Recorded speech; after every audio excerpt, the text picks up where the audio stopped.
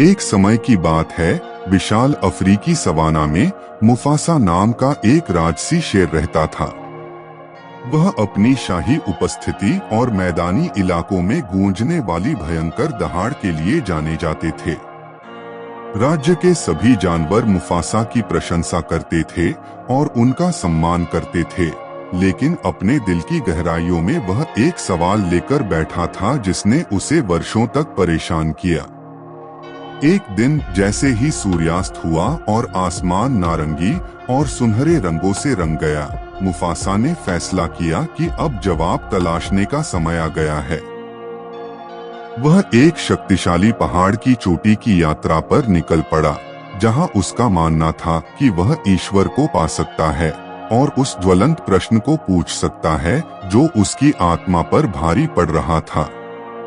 अपने दृढ़ निश्चय के साथ मुफासा पहाड़ की खड़ी ढलानों पर चढ़ गया।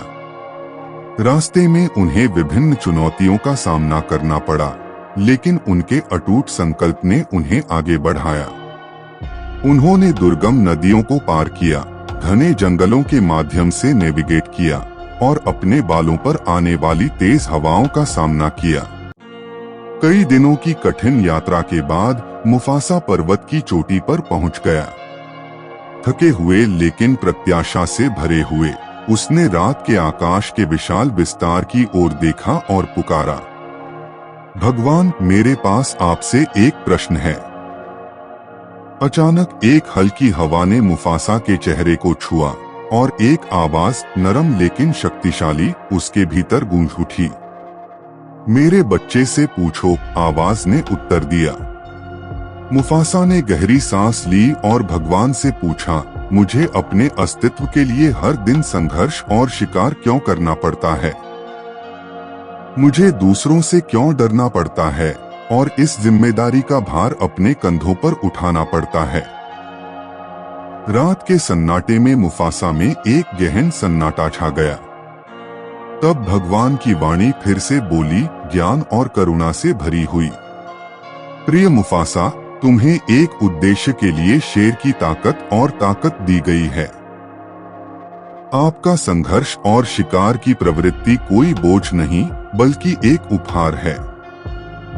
इन चुनौतियों के माध्यम से आप लचीलापन, दृढ़ता और कड़ी मेहनत का मूल्य सीखते हैं।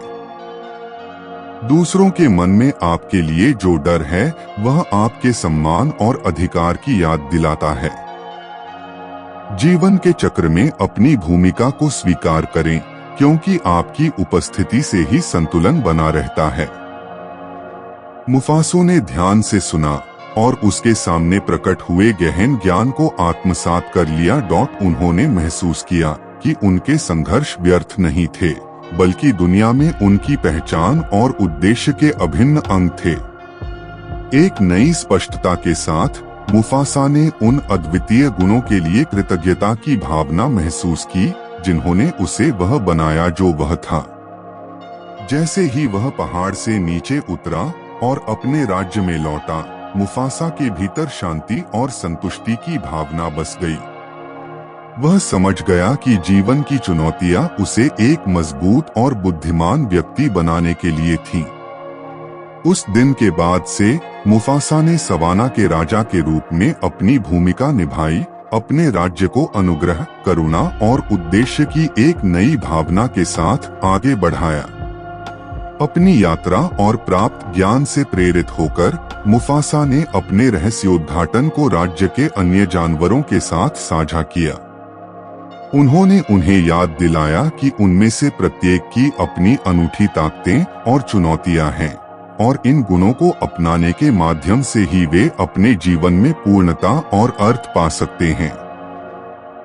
उस क्षण से राज्य के जानवरों ने मुफासा को नई प्रशंसा और सम्मान के साथ देखा। वे समझ गए कि जीवन संघर्षों का मतलब शिकायतें नहीं, बल्कि विकास और आत्म खोज के अवसर हैं। मुफासा की प्रेरक यात्रा पीढ़ियों से चली आ रही एक किंवदंती बन गई, जिसने इसे सुनने वाले सभी लोगों को साहस और कृतज्ञता के साथ अपनी यात्रा को अपनाने की याद दिलाई। और इसलिए भगवान के लिए शेर का प्रश्न सभी के लिए एक सबक बन गया, एक अनुस्मारक बन गया कि कभी शिकायत न करें, बल्कि जीवन की चुनौतियों में प्रेरणा और प्रेरणा खोजें, क्योंकि उन पर काबू पाने के माध्यम से ही हमें वास्तव में अपनी ताकत और उद्देश्य का पता चलता है। अधिक नए वीडियो के लिए लाइक और सब्सक्राइब करें। धन्यवाद।